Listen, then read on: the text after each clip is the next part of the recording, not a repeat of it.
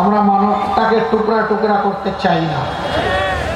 আমরা ছোট্ট একটি দেশ, বিপুল সংখ্যক মানুষ, এই সবগুলো মানুষ আমরা মিলেমিশে থাকতে চাই, চলতে চাই। এর মাঝেই আমাদের গর্ব, এর মাঝেই আমাদের সৌন্দর্য, এর মাঝেই আমাদের শান্তি নিয়ে। আমরা এই বার্তা সারা বাংলাদেশের সমস্ত জনগণকে দিয়ে চলেছি। এখানে একটা কথা একেবারেই সাফ, এই কথাটি হচ্ছে আমরা এই দেশে কোনো মেজরিটি এবং মাইনরিটি মানি না। আমি আস্তে আস্তে রতন বাবুর বক্তব্য শুনছিলাম, তিনি বলেছিলেন আমি সংখ্যালঘু সম্প্রদায়ের একজন মানুষ। এই কথা আর বলবেন না। কিসের সংখ্যালঘু আর কিসের সংখ্যাগুরু? এই দেশে যেই জন্ম নিছে সেই দেশের গর্বিত নাগরিক। আমরা নাগরিকদেরকে কোনো ভাগ বাটোয়ারা ধর্ম কিংবা দলের ভিত্তিতে করার পক্ষে নয়। এই বদ হাসরাত ছিল অতীতের পতিত স্বৈরাচারে। কাঠ ও পিভিসি ম্যাটেরিয়ালের সংমিশ্রণে তৈরি আধুনিক আরএফএল উডিডোর, কাঠের চেয়েও কঠোর। তারা এই জাতিকে ভেঙে টুকরা টুকরা করে মুখামুখি লাগিয়ে রেখেছিল। যে দেশের জনগণ ঐক্যবদ্ধ থাকতে পারে না, সে দেশের মানুষ মাথা সোজা করে সম্মানের সাথে বিশ্বের দরবারে দাঁড়াতেও পারে। স্বাধীনতার 54 বছর গেল, আর কত বছর এরকম আমাদেরকে টুকরা টুকরা করে রাখা হবে? আমাদের স্পষ্ট ঘোষণা, আমরা কোনো মেজরিটি এবং মাইনরিটি মানি না। আমরা সবাই মিলে ইউনিটি, একটাই জাতি। আমরা আমাদের পরিচয়, আমরা বাংলাদেশ। কেউ যেন কারো ধর্মীয় আবেগে খুচাখুচি না করেন, সুরসুরি না। এটা আমরা একেবারেই ঘৃণা করি, পছন্দ করি না।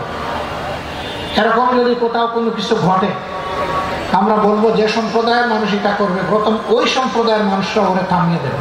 বিশেষ করে আমি মুসলমান ভাই বোনদেরকে বললাম, মেহরবানি করে অন্য ধর্মের ভাই বোনদেরকে কষ্ট দিবেন না। আমরা এটাকে ঘৃণা করি, অপছন্দ করি। যারা মেজরিটি মাইনরিটির জিগির তুলে রেখেছিলেন, আমি আল্লাহর উপর ভরসা করে বুকে হাত দিয়ে বলছি, তারা যাদেরকে মাইনরিটি বলতেন, এই ভাইদের সম্পদ, ইজ্জত এবং তাদের জীবনের পর সবচাইতে বেশি ক্ষতি সাধন করেছে তারা।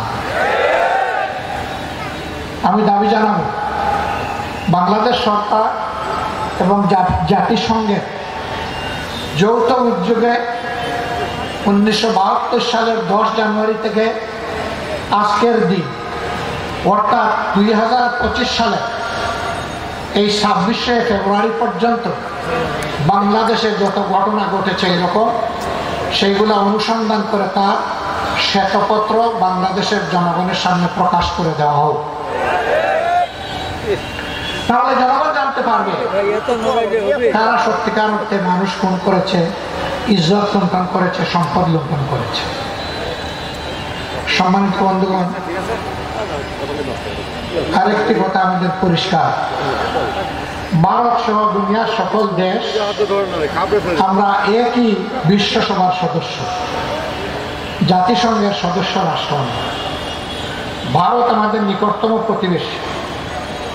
আমরা আমাদের প্রতিবেশীকে অহেতুক কষ্ট দিতে চাই না, তবে আমাদের প্রতিবেশীও যেন আমাদের উপরে এমন কোনো কিছু চাপিয়ে না দেন যা বাংলাদেশের মানুষের জন্য সম্মানজনক নয়, অপমানজনক।